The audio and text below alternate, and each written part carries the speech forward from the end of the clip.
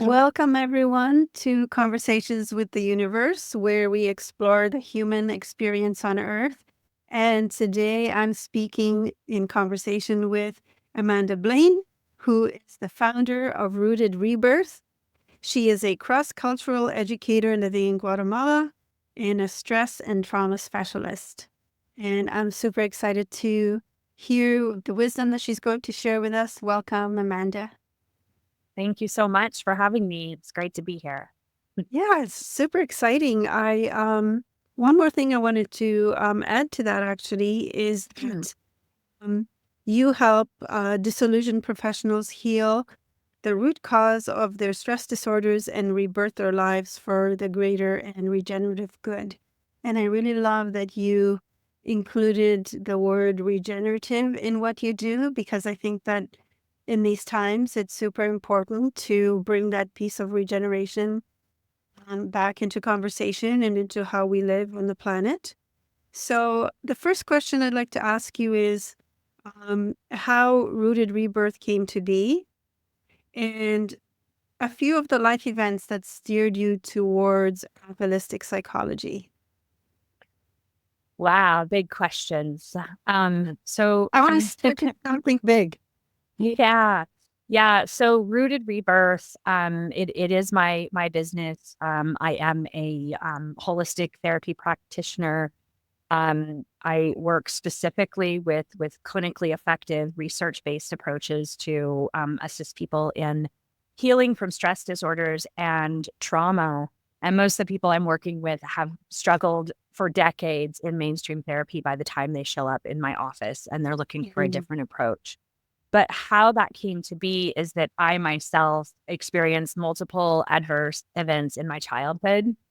And what comes along with that is, regardless of how perseverant I train myself to be in my younger years, trauma, eventually it catches up with us. And so it really started catching up with me in my 20s, where I started to notice really a lot of wounding around attachments in intimate relationships, but also an addiction to work, an addiction to productivity that was completely imbalancing my body. And I didn't realize that beneath that obsession, it wasn't just my culture that had trained me to be as productive as possible and to go as fast as possible.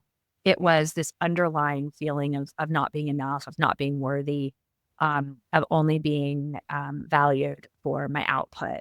And so I couldn't heal all of the disordered patterns I had, both mental patterns and the chronic sickness that I was experiencing. I couldn't heal that until I got to the root cause of, the emotional root of these patterns.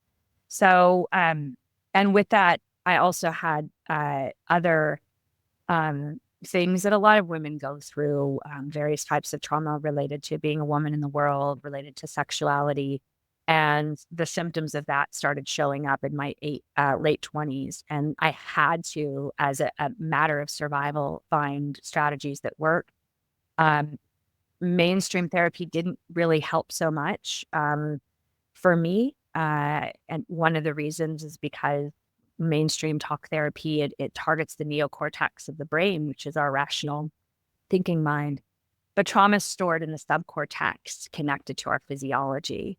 And so I had to find a different approach, which was holistic or body centered psychotherapy. So through that healing journey and beginning to overcome symptoms that had been debilitating for much of my life, I gained a skill set and a deeper intrigue and passion for understanding our natural human design, and that we have within that design the ability to adapt, the ability to heal um, naturally. And so the more I went down that rabbit hole, the more I studied, the more I mentored with effective practitioners, later became a specialist, and Rooted Rebirth was birthed.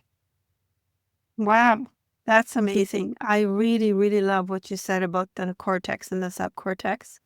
Um, I think that there's not enough really said about that, or even acknowledged or known about that. So that is a very, very interesting um, way of understanding that. And also a way that I have felt around traditional talk therapy, why it didn't work for me, and why I chose different paths and ritual, which I talk about in my Mother Wound book, um, and why I choose ritual over and over to help me access what's stored in my body. So thank you for that, and thank you for sharing. And why do you think that the world needs this right now, and what has it to do with midlife? Yeah. I think the world needs this, especially right now, because if we look at where we are in Western culture, in modern culture, we have this major disconnect from um, even being in touch with the fact that we are natural beings, that we have a natural design, we have an animal nervous system. Every organ in our bodies and every system of our bodies runs on a specific rhythm. And Mm, we, in the age of technology, in the age of machines, are being trained to run ourselves as if we are machine. And machines don't have those natural rhythms, you know? So we're sort of playing by um, unnatural rules or unnatural laws. We're not allowing the laws of nature to govern our lives. And because of that, we have a loss of rhythm. You could look at this even in the rhythm of our breath, the rhythm of our heartbeat, the rhythm of our ability to digest not just our food, but our life experiences, the space and time to digest and assimilate our experiences. All of that has been disrupted by this technological age. And, you know, it's kind of packaged to us as technology is going to make your life easier and more convenient. But really, I think, yes, maybe if we know how to be in conscious and deliberate relationship with that, and we understand what that is actually, how this technology is interacting with our natural design, with our brain chemistry, so that we can set certain boundaries. But most people don't have that knowledge. So we become dependent on it. And what ends up happening is that we actually technology just makes our lives run faster. mm, And so I think that's why we need it so much right now, is that we have so much chronic illness, not just physical, but also mental. And so much of that is the fact that people, another thing that happens when we run ourselves like machines, we live our life in a very linear way. I am going to execute this task and then this task. And when we live in that linear way where everything is about task execution, we're we have dampened our senses, our ability to be present in the moment and actually feel the touch of life, of the natural world upon us, to be present in the moment and really connected to actually even having the brain chemistry that we need to feel intimately connected to another human. So all of this about it has been disrupted within our natural design, and it's actually causing us to feel dead or like we're going through the motions. And people now, there's not as much stigma attached to going and seeing a therapist as there was a few generations ago. But what's happening mm, is these people are showing up in the therapist's office, and the therapists are slapping an unscientific diagnosis on them, which the only diagnosis in the DSM that has scientific backing is the diagnosis of PTSD or complex PTSD. That's the only thing that can be scientifically observed or measured. Um, so they're going to the therapist, getting an unscientific diagnosis slapped on them and medicated, which again is not bringing them into closer touch and communication with their natural design, but actually severing that communication. So that is why, you know, right now we need it, because something has to change in this trajectory, uh, almost out of survival necessity for our species, I feel. mm. And I see that as well because of the huge explosion of mental health illness and people suffering from, what is that what is that disconnection? that they're feeling, and they're not able to integrate what that is or even name it maybe. And like you say, when there's a diagnosis, now that's the focus. And we've again lost further touch with the surroundings of our natural environment. And so I feel that at midlife, we are already kind of like full of the things that we have been experiencing since birth, and further and further getting into that out of touchness. And so one thing that I really connected with was when I read something from Barbara Hand-Clow, who is an astrologer, and she's a Mayan calendar researcher as well. She says that at midlife, um, women are trying to integrate or should be integrating their inner masculine, and men should be integrating their inner feminine. And I think that is such a huge piece of our growth as human beings, and getting to this place where with that integration can happen and we can feel a more general wholeness. Do you feel that? Have you felt that in your own life? 100%. It's amazing to hear you say that. I live here among Mayan community and go every week to learn from a Mayan wisdom keeper who's become a teacher for me. But I haven't heard what you're saying about this midlife shift, and it makes absolute sense. And I have felt it within myself, especially over these past couple of years. I just turned 40 last year, but especially over these past few years. And I'm not just noticing it within myself. I'm actually noticing it. Most of the clients that I work with are middle age. They're in like that late 30, early 40, just hit middle age. And, they're saying like, I push myself so hard with this future focus to achieve all of these things. And now I'm here, and I don't necessarily feel super alive with what I'm doing, but also the idea of just setting another goal to work towards, something else to exert for, sounds exhausting. And so they're like, where else is there for me to go? And have you seen the movie Forrest Gump? I'm sure a lot of people listening have. Yes. So sometimes I use this analogy. It's like, when Forrest runs, when he takes off running, he runs as far as he can.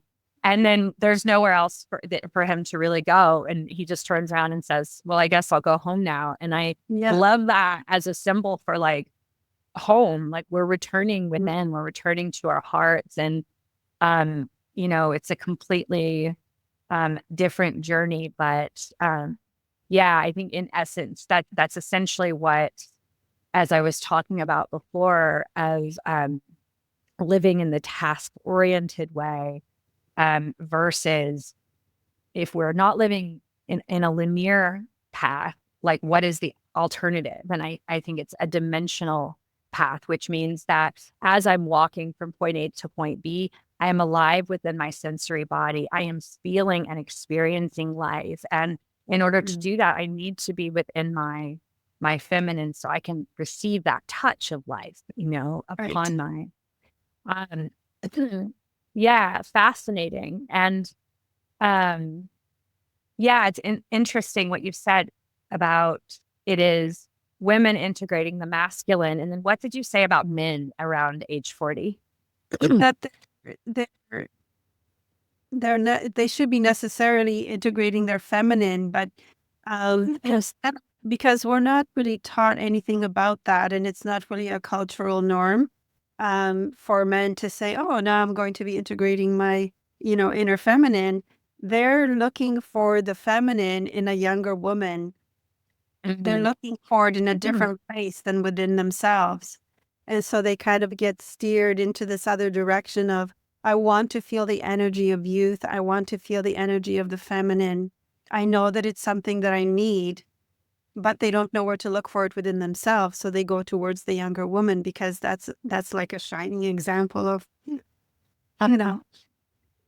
Yeah. And no, I feel bad. I feel bad that, we don't necessarily know the stages that we're going through our lifetime, and that each stage sets up the next stage, and that at midlife, we are in that integration process where around the age 50, we're going to be integrating our physical self with our spiritual self, and then on towards second Saturn return.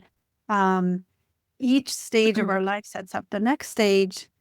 But because we're not culturally in awareness of such things, it's become very, very difficult to not get lost in the quagmire of just being an achieving, continually progressing human. Mhm. Yeah. Yeah. There's not a lot of conversation around it. I know when I was studying Chinese medicine with a mentor, um, she talked about how the ancient Chinese would look at like the decade of the 40s as when we just begin to start coming into a purpose. And sometimes that can happen for more people. And I believe every decade has its purpose. But, there's just, it's kind of funny looking at, people who are in their 30s or 40s who feel like I still haven't found it yet, or, I've wasted all this time doing something that doesn't feel like it's the thing, versus like embracing that each decade, each era has its lesson, has its process. And yeah, so thank you for sharing your perspective on it. It helps me Yeah. to hear that as well.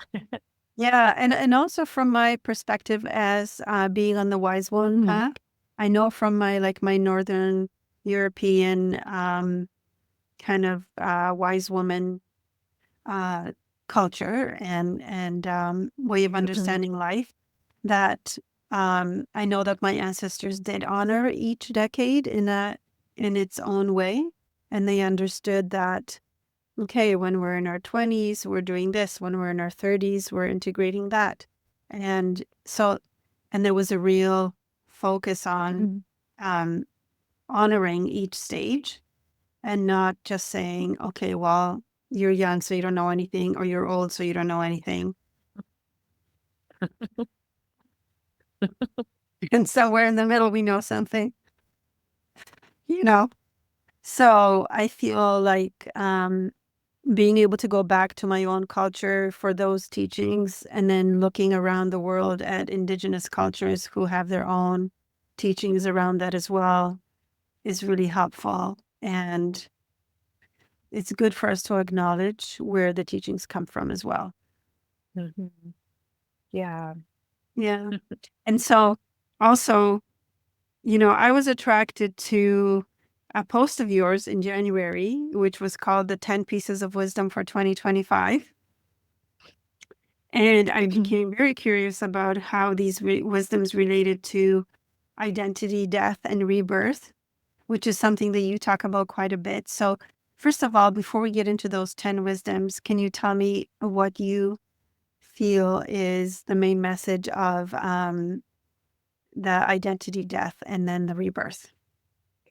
Yeah. Well, it's very much what we're talking about of every decade of our lives has a specific purpose. Like we're not Mm, always getting we're I believe we're receiving an experience or a lesson on a subconscious and spiritual level that we may not mm, be aware of. And so we as humans are meant to go through multiple identity deaths and transformations throughout our lives. We do it all the time, from the moment we graduate from, eating um, non-solid food to solid food to crawling to walking. I mean, there are all these essential, essentially what they are is identity deaths. But we don't see it that way as we progress through life. I think we've been sold this idea of you're going to, by the time you're 18, you need to pick your degree program, and you need to know what you're going to be happy doing for the rest of your life, which is just like mhm, insane. Um, and yeah. And so the identity death is it's something that anyone who is on a path of introspection. Anyone who is experiencing any type of pain, mental, emotional pain, disillusionment, discontentment, a feeling of emptiness, going through the motions, that is the sign that, hey, it's time for an identity death. It's time to shed who you believed yourself to be, in order to become who you're dying to be. And so it sounds like a scary thing. And yeah, it can feel awful at times, but also quite liberating. And it can feel, I know that, like you say, we've been taught that there is like maybe one identity death, like when you're in your mid-20s, then you're going to die to your childhood, and now you're going to know for the rest of your life what you're going to be doing. And it's so unrealistic and painful, I feel, for us. It brings us a lot of pain because we're not encouraged to not know. And not knowing is such a fertile ground for understanding ourselves and being able to ask the questions. So yeah, I really feel like there's a lot there to unpack for sure. Yeah, definitely. And I love what you're saying about not knowing, because that's what happens. We come into this world, and before we even form a relationship with ourselves, the world is already programming us on how we need to be. And when we look at our culture, like our Western culture, I'm from the US. I look at that and I'm like, that's the way I was programmed to be. It was really, I was programmed to be what like corporations want me to be. Right. You know, a great consumer, essentially. And that has nothing to do with the truth of who we are. So, So let's get to the 10 wisdoms for 2025. And I really want to, like, I read them quite often, and I think to myself, okay, what is this teaching me about where I'm at in 2025? And is this relevant for me? So the first one is healing is about returning to this childish feeling of being free.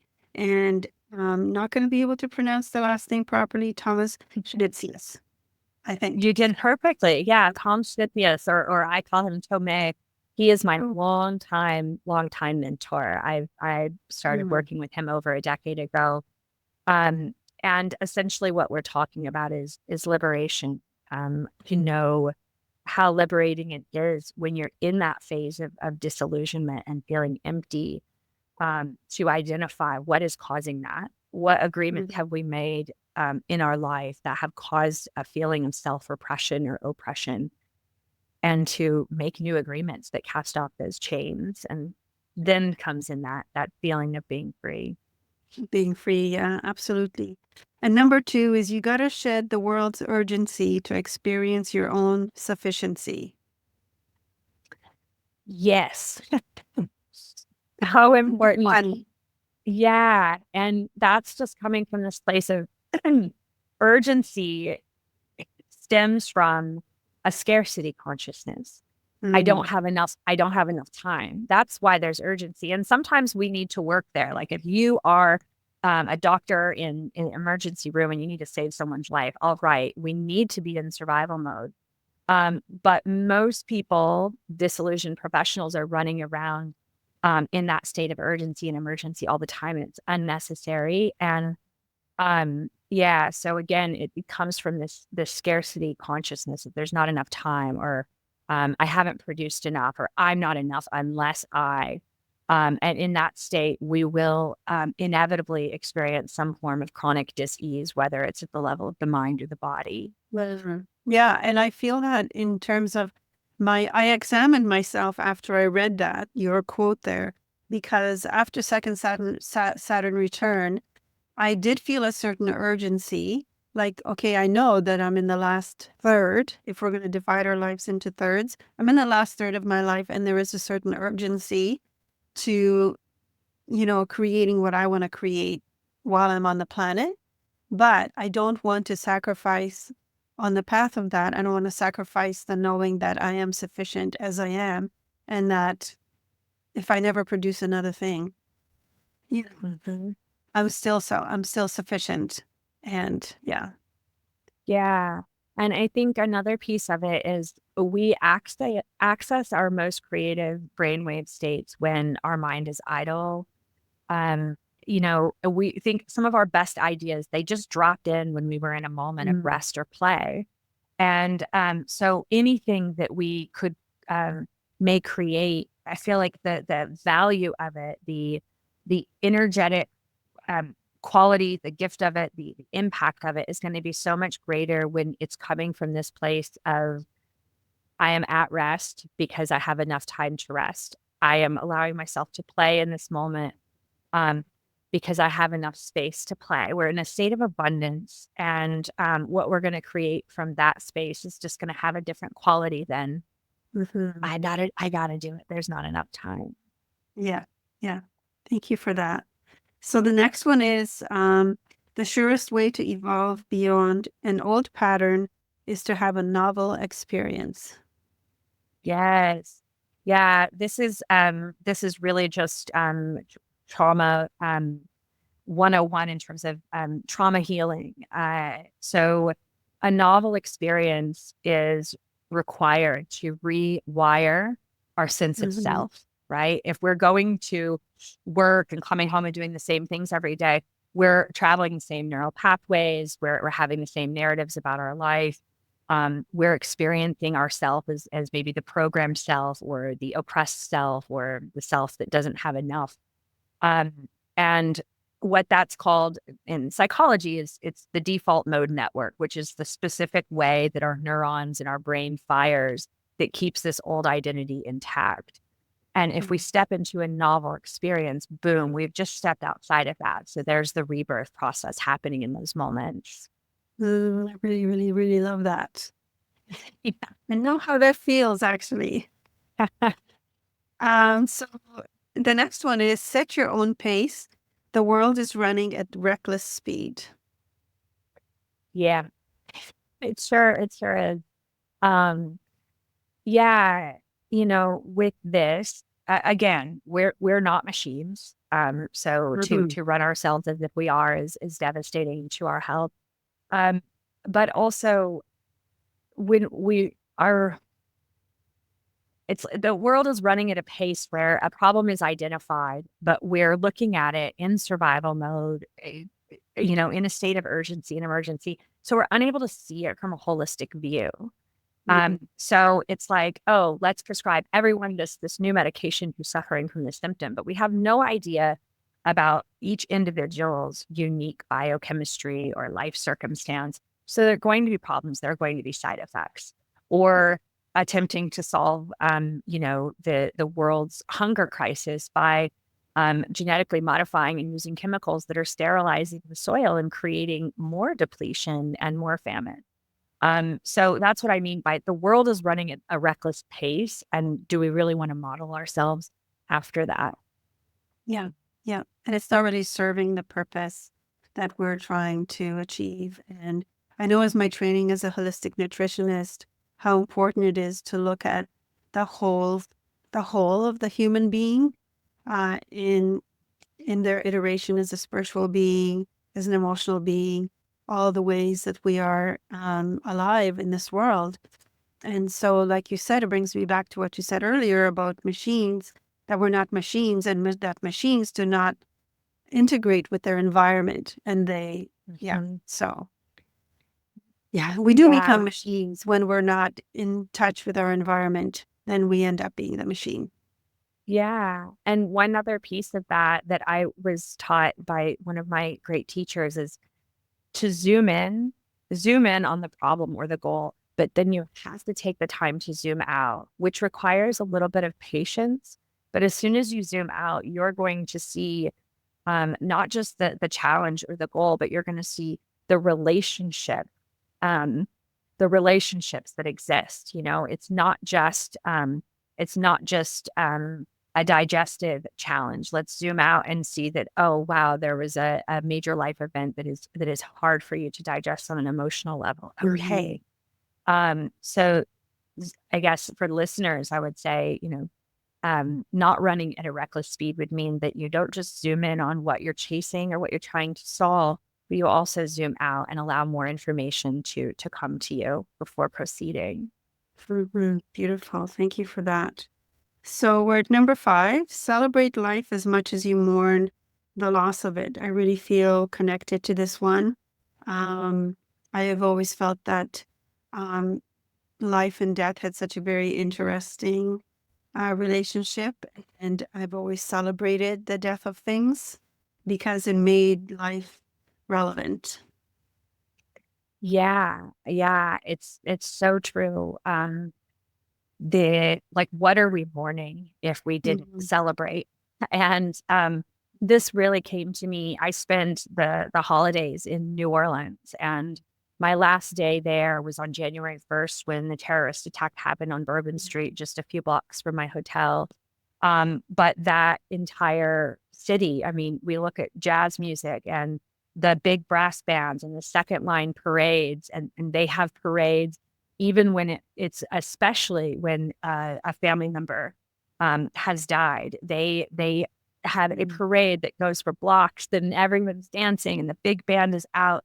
And the fact that that music and that type of celebration was actually born from African slaves, enslaved people, and free Africans having the right to get together one day a week to gather and share music from their homeland, and it birthed these sounds.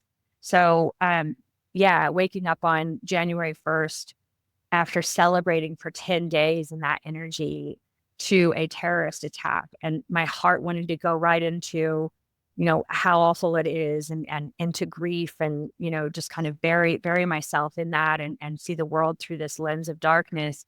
But because I was in New Orleans, and later that day you could hear the brass band starting on the street again, it's like, no, we will not fall into the darkness. Like, the celebration and the mourning can both be there, and there's an alchemy that gets to come when we unite the two. So, yeah. Oh, yeah, I'm really feeling that in my heart.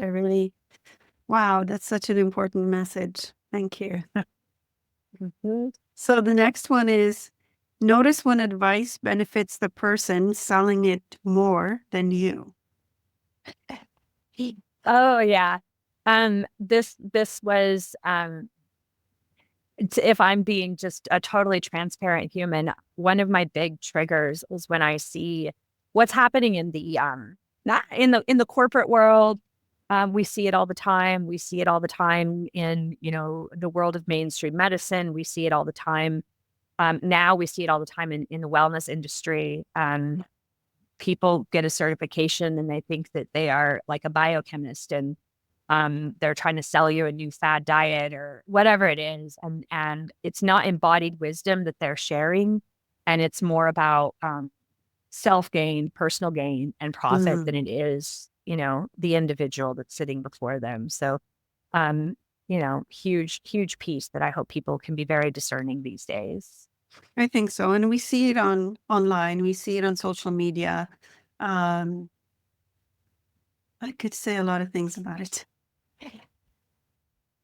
But I really love what you're saying about embodied wisdom. I think that that's a really important piece. And yeah, I mean, I get it. I get that people are trying to um, share what they've learned. Um, and also, I feel like there is that portion of self gain that isn't embodied. And I do feel that it's harmful.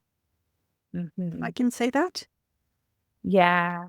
Yeah. And it's, sometimes it can be tough to discern, and you can't blame people for wanting to carve out an alternative path. And, Exactly. I'm not a licensed therapist, but I am a holistic clinician.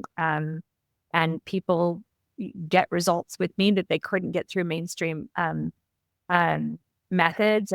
And so I understand carving out our own path. But I think if we're really present, we can sense, is this person, are they in their soul's work?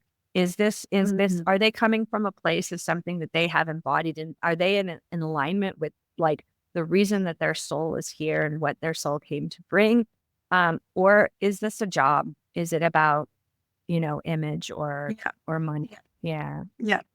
Yeah, for sure. I think the image piece is the piece that hits me the most. Like when I see it, I feel like the intention behind what you're doing has to be in alignment with your soul's path, I feel. So anyway, so I love that piece of wisdom. And then number 7, create because you're inspired, not because you're pressured. Also can relate greatly to that and have fallen into both sides of that. Mm-hmm. Yeah. That just comes down to, it's kind of about liberation. If we are forcing ourselves to create or produce something and the body's saying no, maybe we can follow the guidance of the body. And when the body Yeah. says no, just follow that advice and just see how that feels.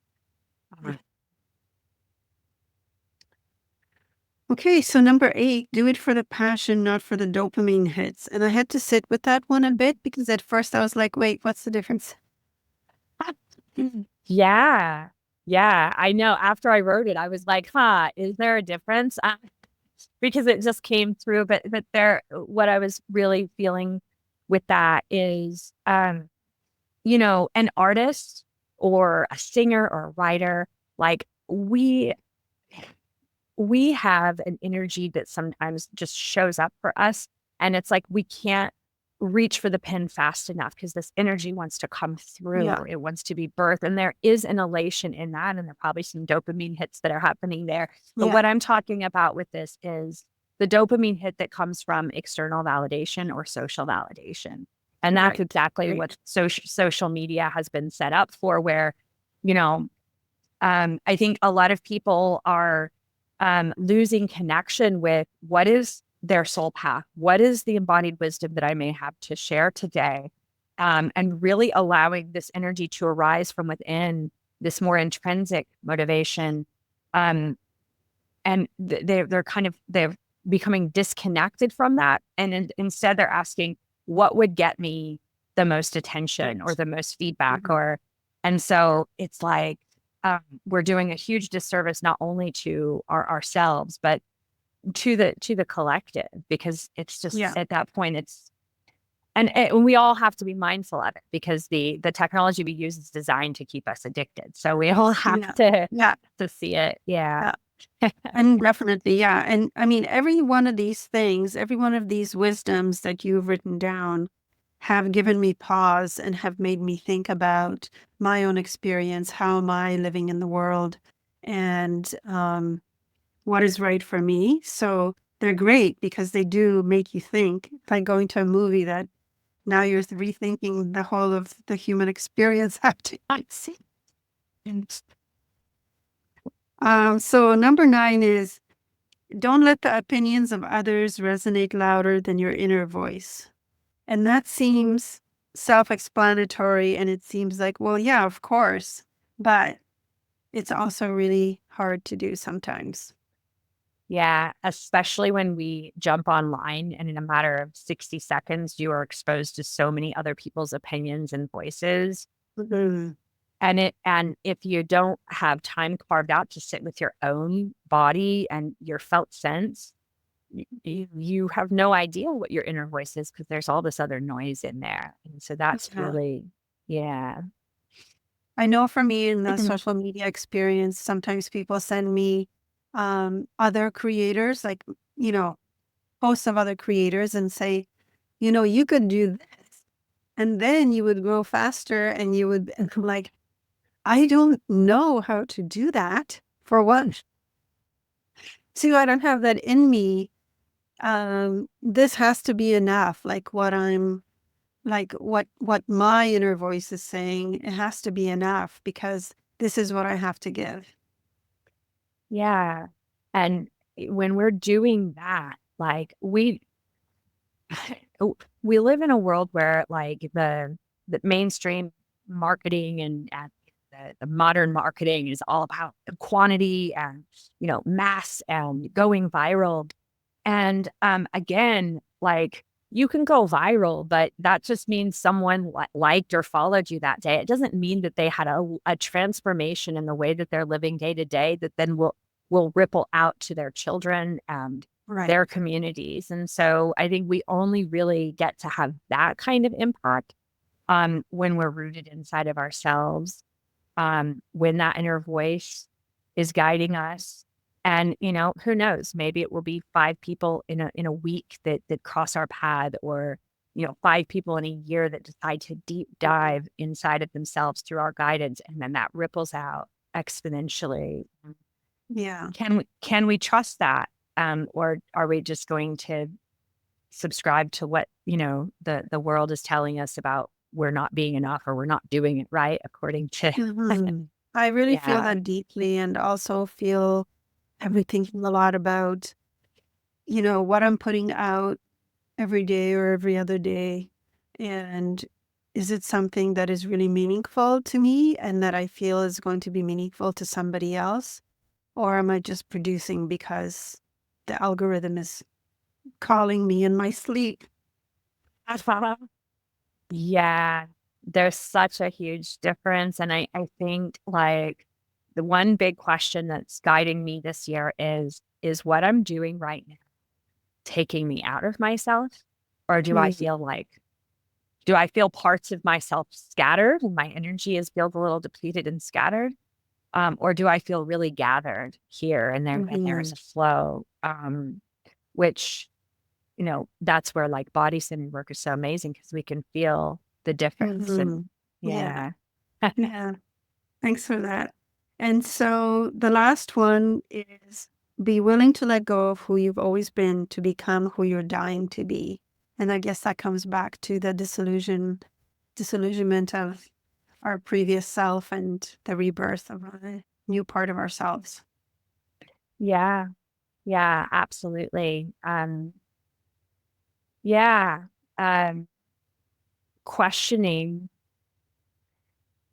if we have put all of our faith in the world's definitions of who we are and who we're supposed to be. Um, or have we put our faith in, like you said before, not knowing? What if I let Mhm. all these definitions go and I don't know who I am for a minute? Well, Yeah. in that space of not knowing, something will arise that is so incredibly true and unique, and us. Mhm. Um, yeah. It can feel really destabilizing to in that not knowing place, but after you become familiar with it for a while and you keep practicing it, it does become more stable ground because there's less danger. Like we don't feel the danger of it as much, but we feel the possibility more of it. And so that's what I'm practicing. And I feel like you've Yeah. given us so much to think about. And I'm actually going to re-listen a few times to our conversation so I can make more notes. And I feel like you've offered us so much little tangents that we could go down, little pathways that we could explore because there was quite a bit in what you said. And I'm so grateful that you sat with us today and shared your time and your wisdom.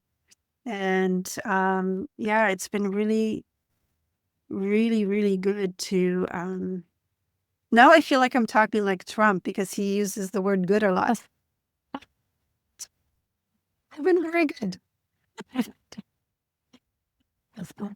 Anyway, I do feel like it has been a good exchange where we could sink a little bit deeper into our own experience and also into the experience that we have within our community because I think that's so important. Like it's so self-focused for so long that it's felt good to be so focused that like it's really easy to forget about the rest of the community and what is happening outside of us and how we're contributing to community, how community contributes to us, and also feeling that environment around us so that we don't turn into a machine.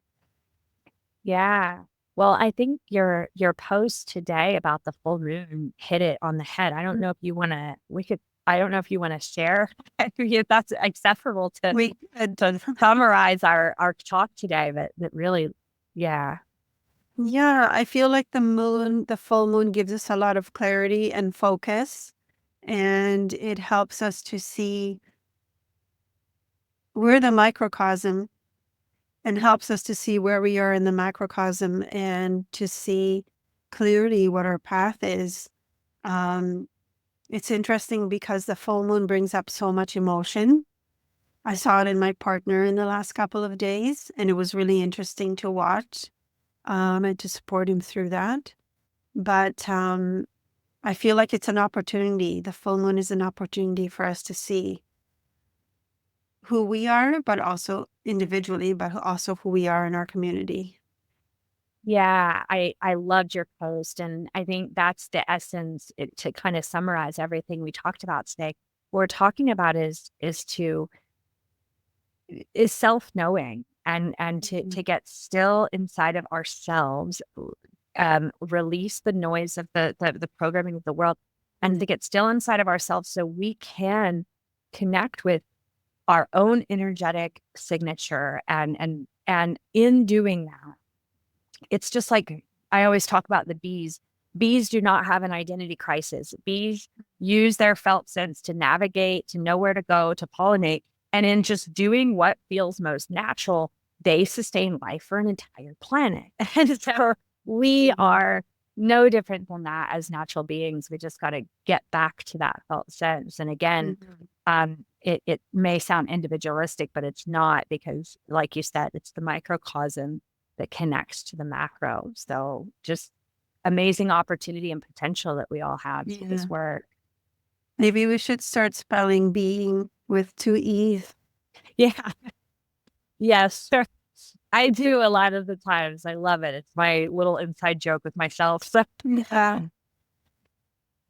Well, thanks so much, Amanda. I so appreciate you, and I appreciate your time. And thank you so much for your wisdom. And thank you, everyone, for listening and for sharing this time with us. And we'll see you on the next one. Thank you so much.